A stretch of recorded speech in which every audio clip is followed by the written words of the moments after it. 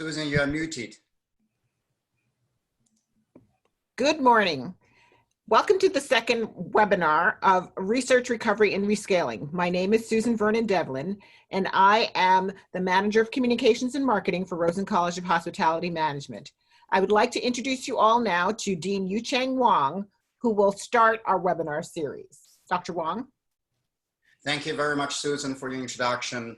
Good morning, everybody. It is 11 a.m. Eastern Standard Time, May the 27th, 2020. And thank you all for joining us today for the second industry webinar in a series of webinars we designed to help the hospitality and tourism industry retool for the changes we are anticipating as our industry emerges from the effects of the COVID-19 virus. Again, my name is Dr. Yucheng Wang, and I'm Dean of the UCF Rosen College of Hospitality Management. One of the core tenets of university is the development of new knowledge through research. And the faculty at UCF Rosen College of Hospitality Management are focusing on producing research that inform the decisions our industry faces on a daily basis. Of course, research starts with a question. And if you have a question, we can help you find an answer. Later in the presentation, we will share information about how to start this collaborative process. And now I would like to invite my colleagues, Dr. Tico Cruz and Dr. Manuel Rivera, to begin their presentation. Should you have any questions for the presentations today, please submit them through the Zoom question platform, and our moderator will deliver the questions to the presenters on your behalf. So with that, thank you again, and please enjoy. Good morning. My name is Robert Tico Cruz. I'm the Associate Dean for Research and Administration at the Rosen College of Hospitality Management. This morning, together with my colleague, Dr. Manuel Rivera, we will deliver a webinar which will consist of two components. The first one, which I will take care of that, will focus on the economic impact of the vacation home industry in the state of Florida. This is a research that we completed early this year, right before a few weeks before the coronavirus hit the state and the country and the world. And the second part of this webinar, Dr. Rivera will deliver the impact of the coronavirus on the vacation home industry in the state of Florida. Our research has been conducted by a team of researchers at the Rosen College. And this research, the first part, has been funded by the Florida Realtors. So we are very thankful to them and to Tom Butler, who was very instrumental in assisting us with regard to this particular research.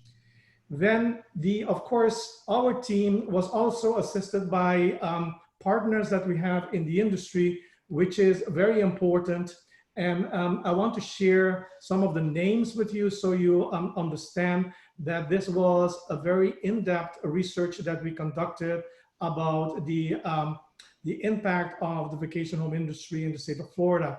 We would like to thank the Florida Realtors, the Florida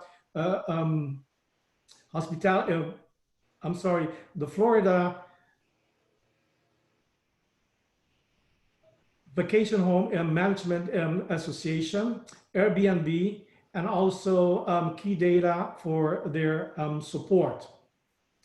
This research was conducted during the months of April all the way to August.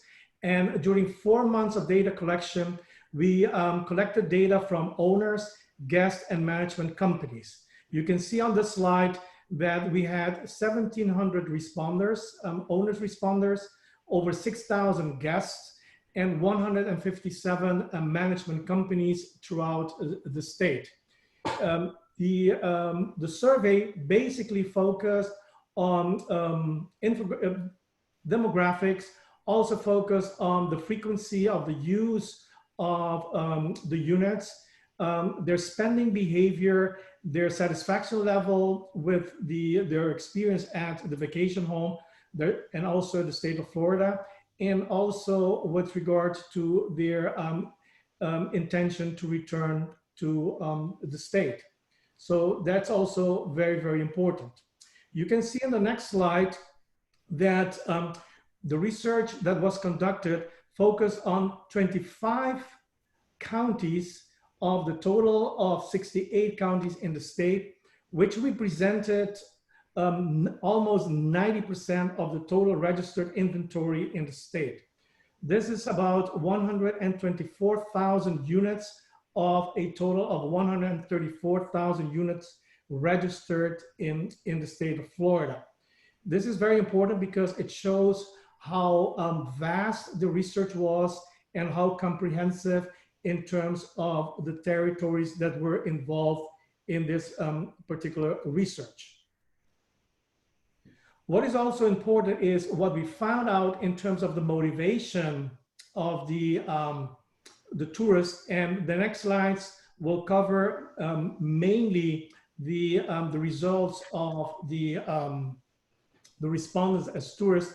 We can see the overwhelming majority of reasons why respondents or why the tourists decided to visit Florida is basically to take a vacation on the one hand, and on the second hand also to engage or to enjoy beach and water activities. That's very important in order to indicate what were their motivation. And as a third motivation, which show importance on this particular slides, is visiting family and friends. In terms of the drivers, what really drove them to buy a vacation at a vacation home, basically it is price and value.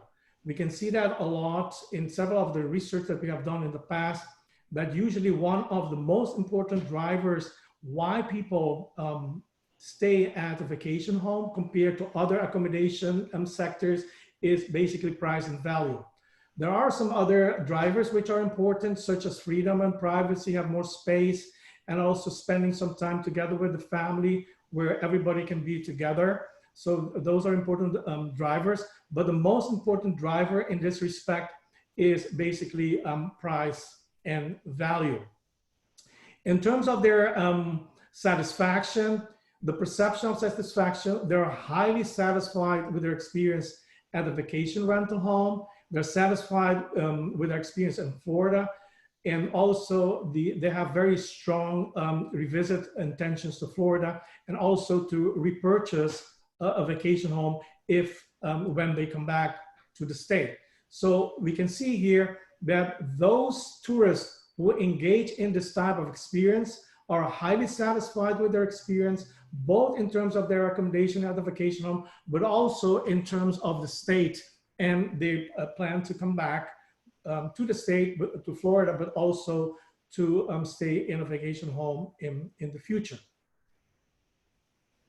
We are getting slowly in terms of their length of stay and see how long they stay in a vacation home. We can see two important trends here. About 27% of those stay in a vacation home, they spend about 7 days. And we see about 1 in 4 stay more than 12 nights. So these are the two trends that we can identify from the question that we posed to the respondents in terms of how long they stay in the vacation home in the state of Florida whenever they're here on vacation. So what is actually the impact that these tourists have with regard to the state in general? But before we go to that, it's very important also to identify where they're coming from, or the source market. This ranking is the result of a question that we posed to the management companies. And we can see here 4 very distinct segments. One is with regard to, the first one is of course, those coming from out of state of Florida. The second one is Florida residents who who live more than 50 miles away from the property where they stay. Then we have countries outside of the United States, and also as a very distinct group or segment that we have discovered in our research is those who are not technically tourists because they live within 50 miles, but still they represent an important segment which stayed in vacation homes during a certain period of time. So let's look at how these four segments, how they really have an impact on the total economy of the state. Our study, as I mentioned at the beginning, which was completed at the beginning of this year, indicates that this group of people spent roughly $16 billion in direct spending in the state, and for a total impact of $27 billion in sales. So, which means that in indirect effect, in induced effect, they produced about $11 billion for the state for the total $27 billion, as I mentioned before. The direct spending is very important because it represents almost 19% of the total direct spending of the tourism industry in Florida, which translates about nearly 2% of the GDP of the state of Florida in 2018. So what we can see next is very, very important in terms of what's going on with that amount, in terms of how many people the vacation home industry has generated in terms of people staying at their units. We can see here that over 14 million people stayed at vacation homes during 2018, which represent over 11% of the total 127 million tourists who came to Florida in 2018. And they, when they spent in terms of when they stayed at the home and they stay on a vacation, they spent about $1.9 million every hour, which is about $32,000 per minute, which gives you a perspective, an idea about how much money this group brings into the state during their stay in the state of Florida and in the accommodation of a vacation home. In the next slide, also, we can talk about the impact of the COVID-19, because that's very important, because as I mentioned, this study was completed right before the COVID-19 hit the state of Florida. And so I will defer right now to my colleague, Dr. Rivera, in order to provide the estimation of the study that we did with regard to the impact of COVID-19 on the vacation home industry in Florida. Dr. Rivera. Thank you, Dr. Cruz. Good morning, everyone. I hope you're well today. Thank you for joining. My name is Manuel Rivera. I'm the Assistant Dean at the Rosen College. And now that we have a better view of how much the vacation rental home industry represents to our state, in this second part of the presentation, I'm going to provide you with an overview of the impact of the COVID shutdown on the vacation rental home industry and the state of Florida. When the coronavirus started here in Florida, the first case came up around March 1st. Everything started to change in terms of shape. 2 weeks later, officials from Universal and Disney, and around March 15, indicated that they were closing down. By March 24th, almost 3 weeks later, the effect of the pandemic was visible even more and more noticeable. That's where the stay-at-home orders were issued for many parts of the state, especially for highly populated areas such as Miami-Dade County, Orange County, and other counties as well.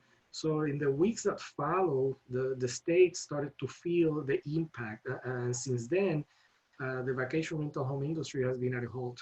So when we look at the data that I'm presenting to you right now on the screen, we can see here a comparison of the occupancy percentage. The white dotted line was the occupancy for 2019. The red dotted line is the occupancy that we experience right now in 2020. So if we look at the gap between those two lines, we will see that that's the opportunity, because that's how much we have lost.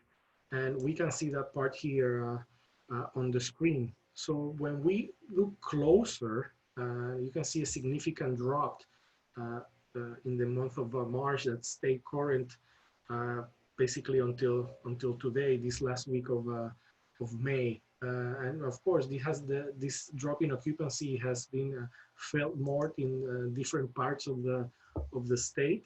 So when we look at the changes in paid occupancy for vacation rental homes across the state, for example, the Central Florida area and the Panhandles were the areas that experienced the largest drop in paid occupancy percentage points.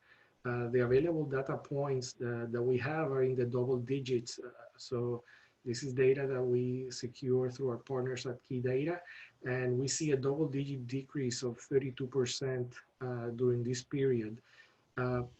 And we took a period from March all the way to the end of May because that allows us to see what was missed. The other area suffering was the North Florida area, Tampa, and South Florida as well. So the question is, how does this occupancy percentage drop affect the industry? But let's start with the number of tourists first. Due to the pandemic and its effect on the vacation rental home, the state experienced a significant reduction in the number of tourists that stay in this type of accommodation. The prospect for tourists have been downgraded because of the shutdown period. And we estimated that the impact in number of tourists not staying in vacation homes during this period reached around 1.9 million tourists. Again, we also have estimates in terms of what's the ratio for out-of-state and in-state. And you see those in the screen. The regions mostly affected in terms of tourists were Central Florida, Panhandle, and South Florida. So when we're looking at the potential origin of this tourism, we estimated that there's a decrease of around 81% or 1.5 million tourists that could have visited Florida from out of state, and the remaining 19% or plus or minus 400,000 tourists would have been in-state tourists. So, but by now we have seen the drop in occupancy. We have seen the potential impact in tourists that didn't come.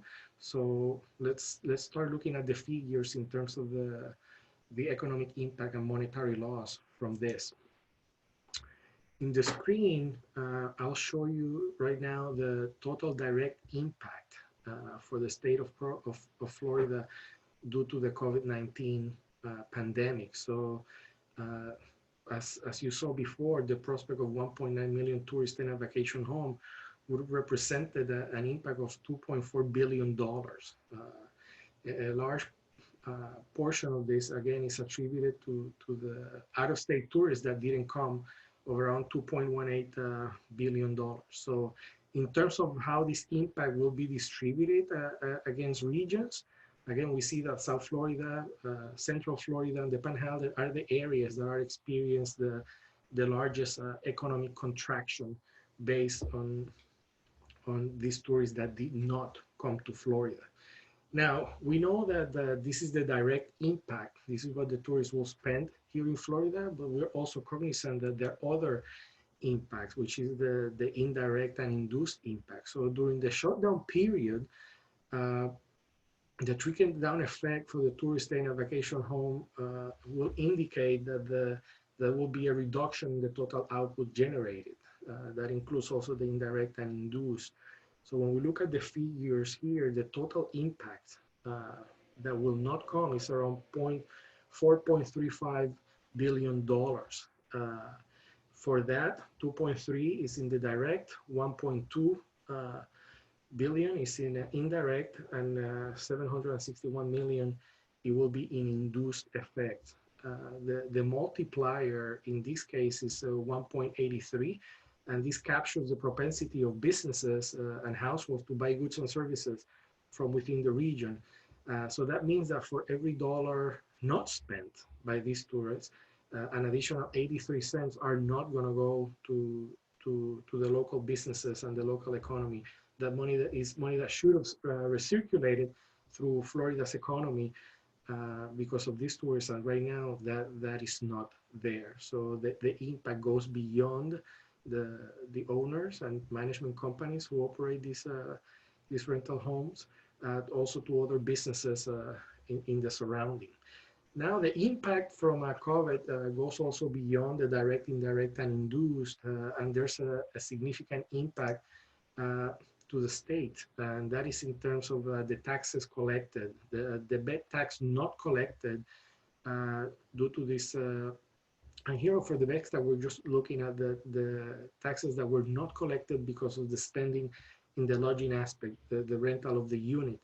That means that from our analysis, the state will not receive taxes related to the bed tax of $51.2 million. So this is a significant amount of contribution that will not be there.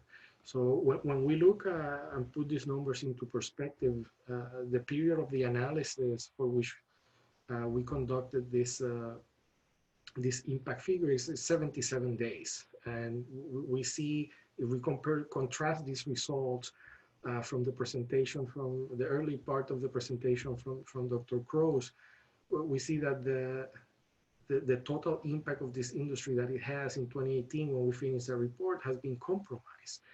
77 days is a large part of the year, and it captured a significant reduction in tourists that could have come to Florida. So to follow the same line of what we're missing and will be missing, we know that the total impact in direct, indirect, and induced that go through the economy because of the tourists that come or should have come during this period represents a loss of around $56.6 million per day. That's a significant number during that period.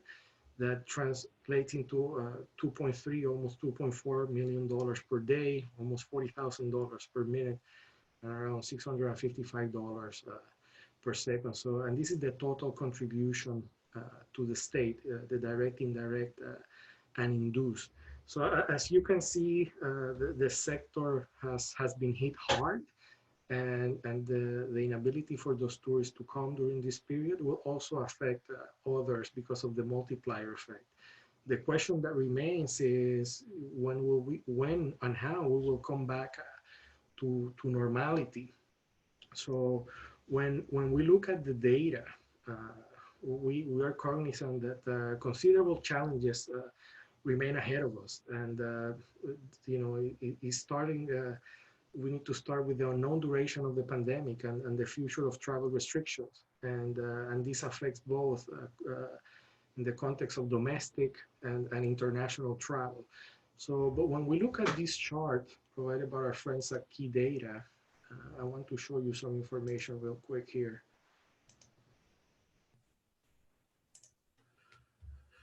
If we look at the timeline, we have the date here in the horizontal axis, and then we have the adjusted paid occupancy.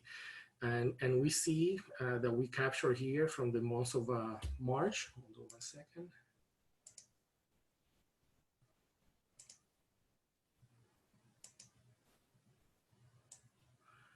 Here from the month of March until now, we see the drop in this area. However, when we look at the future and we look the booking pace, and when we talk about the booking pace, this is the speed at which bookings actually materialize for a specific arrival date. Or in other words, is the rate at which reservations are made for a particular future date. So we start looking at the green and blue lines as of August. Okay, these are very similar between this year and 2020 and 2019. So of course, we have to be cognizant that there's another, when we compare those two lines with the black line here, which is the final occupancy for 2019, there's still a gap, but at least the booking pace at the same time seems to be on track. Again, those are encouraging news, but the uncertainty is still there. What we can say in according to these figures, things that we should consider is that it seems that the domestic demand could assist in the recovery faster than the international demand because of other travel restrictions that are in place and the propensity of people to most likely travel by car rather than by air. So this booking pace provides some indication of future intentions when we see how they are aligned between what we have right now on the books and last year's. So we understand that there are many destinations around the world that are implementing a wide range of measures to mitigate the impact of the outbreak and at the same time to stimulate the recovery for the tourism sector. So right now, this shows that people are booking, but at the same time, we have to be cognizant that all of this will move forward on the successful implementation of the adaptation to capacity. This will be in terms of safety, hygiene protocols, if people will be more willing to take trips that are closer to home. As Dr. Cross mentioned, that we can provide value for the money, and more importantly, that there's a responsible consumer behavior. We are aware that the state is currently putting certain contingency plans in place. And when we look further at the data from the Florida Department of Business and Professional Regulations, if we put it into the perspective of the road to recovery, we see that, you can see this on the map, 42 out of the 68 Florida counties are now open in terms of vacation rental homes. Some key counties, and again, this data comes from the Florida Department of Business and Professional Regulation website, and it was acquired May 26 as of 4:10 p.m. I'm not sure if it has changed since then. But some of the key counties that are not open is the Palm Beach and Broward County in South Florida. And the other counties not open are the Seminole, Alachua, and Leon County. And the reason I mentioned these counties is because these counties are also part of the counties that we use in our study to present the information about the potential impact from the shutdown. So that gives you a quick overview, and by now we have seen what the industry contributes to the state from the results presented by Dr. Cross. Now, this shutdown period of 77 days, and we know that it might be a little bit longer, we are quantifying what that impact is to the state, not only in the number of tourists, the direct impact, and the indirect and induced impact that has been evaporated due to the pandemic. So with this, I hope we were able to provide you some information on the current state of the industry, and we're going to start opening now the forum to do some questions and provide some answers. So thank you for the opportunity. Thank you, Dr. Rivera. We do have a question on the floor from Brad Wellington. He says that there have been a lot of complaints about delays in customer refunds and host payments from Vrbo. What are your thoughts on whether this is more a product of the volume of cancellations and new bookings versus an indication that there are financial challenges at the company? What I can say is that customer service is the key to any future prospect for a business. And it is very important that businesses take that into consideration in order to make sure that their customers are satisfied and would like to repurchase that particular service. So whenever a customer perceives unfairness or inconvenience, that could negatively affect their perception about whether they should continue to patronize that particular supplier or vendor in the future. So therefore, it behooves either the distribution channel in this particular case and the vacation home industry to respond quickly, effectively, and fair towards the questions or requests that the customer may have, particularly in the situation where we are right now with the COVID-19, which are very hard times for everybody. I would like to add to that we have to look at that's a great question, but we have to look at the refund in two phases. Right now, when we look at the shutdown, people just couldn't consume. So those tourists and people were prevented from from taking their vacation. So those have to be handled properly because those are future tourists that might come again when the opportunity comes. As I was presented in the first part of the seminar, the value for the money is a key driver for these tourists to come to Florida. And if we have a service failure in handling these tourists because of the pandemic that they were affected, that will create more problems for the future. Now, with that said, when we look at the future, the data I presented about the booking pace is aligned in terms of the performance of last year. So what we want to prevent is to that booking pace to be affected and then start seeing cancellations ahead of time that are already being made with the expectations that the economy will be open. So not handling properly the refund for the tourists can have a detrimental effect on future bookings as well. Okay, we have a question from Susan. She wants to know if any part of your study would compare data from Florida to other states. Our study was not focused on comparing Florida with other states, so the report does not include that information, but from our desk research, we gathered that Florida is one of the largest vacation home sites of the whole country, and the performance of the vacation home industry in Florida is very, very strong. So that's one part. But what we compared was the fact between the vacation home industry in Florida with other type of accommodation sectors.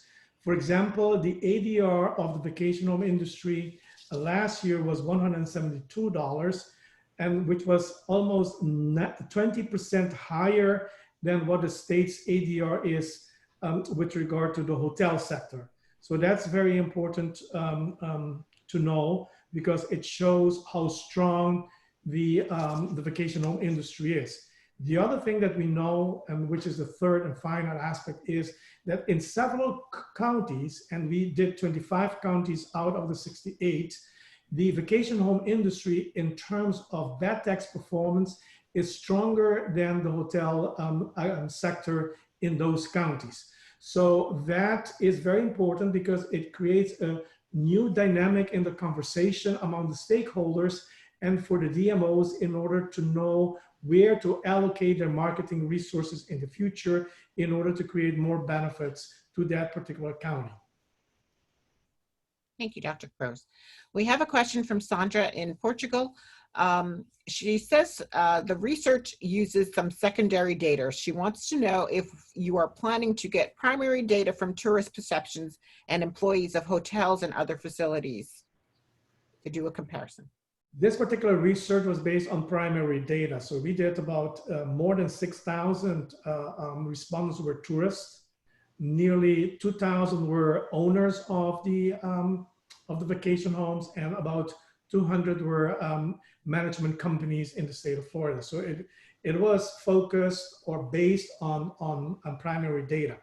What we did was that we used triangulation with some other sources in order to make sure that the data that we collected more or less corresponded with, for example, other sources like Airbnb and Key Data Company. For this study, I want to emphasize that, like Dr. Crow said, is primary data. We not only collected demand-related data from tourists, we also have a clear picture, and all the results that we show here today with the support of different indicators, for example, key data that captures those trends, helps us understand the hit in terms of the inventory not used. So that when we combine that with the number of tourists that come, the average length of stay, the different party size, we're able to quantify by county what the impact is. So in that side, the source is primary data. Okay, we have a question from German Ecurie. When do you see a recovery in terms of tourists and incomes? Well, what we know from our research, and we will share that at some time in December, We know that at this moment, about 1/3 or over 1/3 of US residents are basically ready to travel. However, their travel behavior at the beginning is very cautious because the overwhelming majority of those who wants to travel and right now wants to travel closer to home. So that's one aspect. And they want to travel not only closer to home and use, for example, vacation homes, among others, but they want to use the transportation mode, the car transportation mode, not the traveling by air. So those are some of the information that we know. And we know from other sources that going to Asia and Europe, people are less excited about that idea, while they're more excited, for example, visiting the Caribbean in a very short time span. So those are the kind of trends and patterns that we have identified through the research and desk research, and also through our own surveys at this moment. We have a question from Andres, Colorado. With the actual situation, I presume they mean the COVID situation, and if people were booking, what would be the most recommended minimum nights for restrictions that we have currently in place? I'm not sure if you can answer that question. No, I don't know. I mean, what I know in the state of Florida is there is basically no restrictions in terms of the nights that you can stay here. I mean, if you're traveling within the country. I know that internationally there's still some restrictions in terms of traveling to the United States. For example, recently I understood that the federal government has announced some restrictions, travel restrictions with regard to Brazil. So that's an issue. But internally in the country, you can move, and there is no restriction in terms of how long you want to stay in the state of Florida. I would like to add to that's a great question from a revenue management perspective. We have to be mindful that operating right now is going to be very different than the way we operated before. So yes, the minimum stay might be something that should be considered, and the reason for that is that in order to be safe, there might be additional operational costs to the owners and property management companies for these units. So if you're able to secure a client for a longer period of time, then the turnover in terms of cleaning and sanitation might be reduced. So that's something that, again, we cannot provide specifics on that, but understanding how the people will react to the length of stay, meaning if they will stay longer or shorter, and then that will try to help operators and owners to map how they're going to put a minimum stay at the beginning. There might be a short trial and error, but it's something that definitely has to be considered, because while you turn over, then you will reduce your cost with the opportunity to maintain some profitable margins to sustain the operators, and again, something that it becomes of value to the tourists as well. So that's something that has to be definitely considered. What we know, just to finalize on this point, is that we have seen an uptick in the bookings of the vacation homes. We know that July is a very important month for this particular sector. And we know as well that when people travel closer to home, they tend to travel for not a longer period of time. So for example, 3 or 4 days, usually that's the traditional or the typical behavior.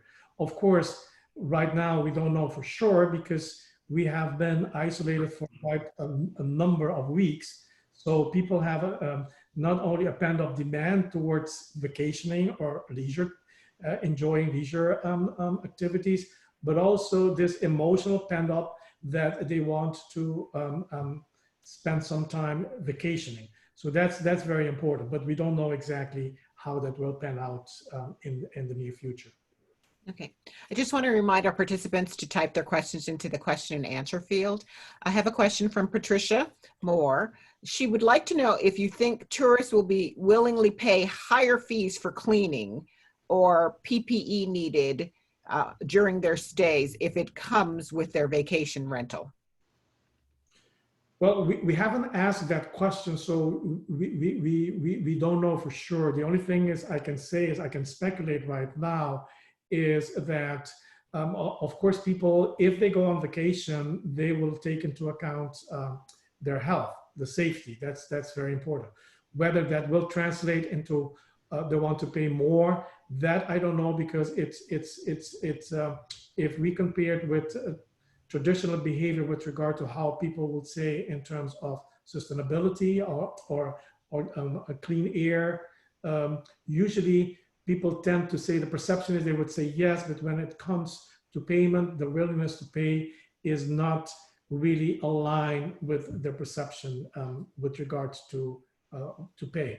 So in this respect, at this moment, we don't know how it will pan out. The only thing we know is it is a short period of time, because the certainty level will come back to a normal level as soon as we have that vaccine that can really assist with providing that trust level and certainty with regard to safety.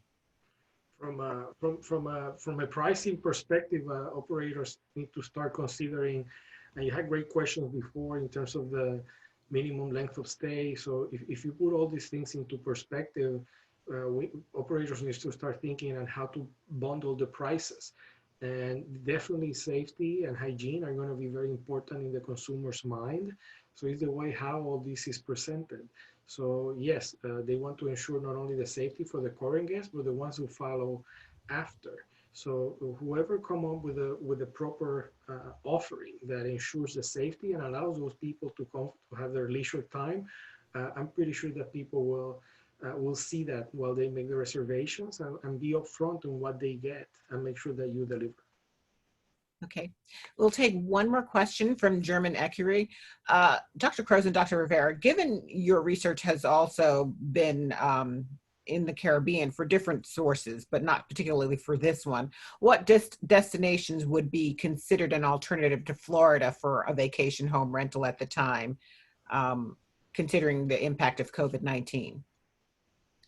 Well, I mean, that's a very important and interesting question, and we will cover that in the month of June, because we just completed a very large survey, close to 2,000 of US respondents across the country, which tackle that particular question.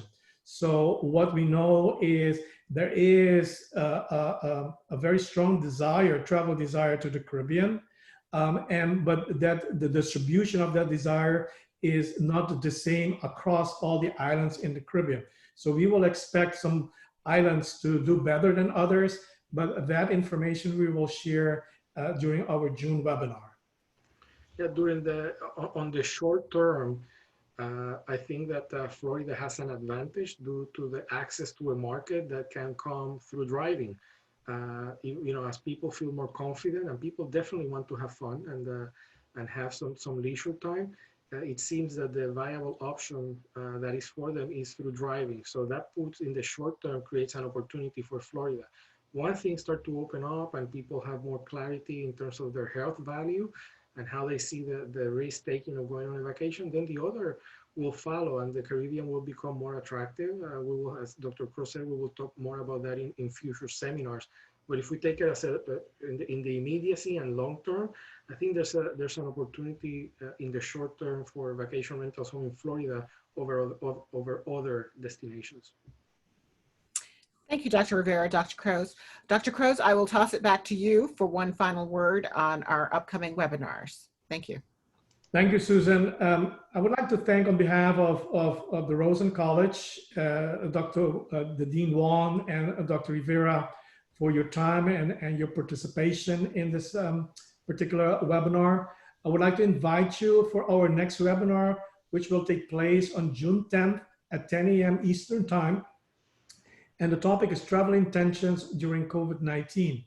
And this topic pertains to a study that we did we just completed that last week, or at least the survey. And it is a survey that we did with respondents across the country in order to see what their travel intentions is. Again, Thank you so much for your time, and we will see you the next time. Goodbye. Thank you.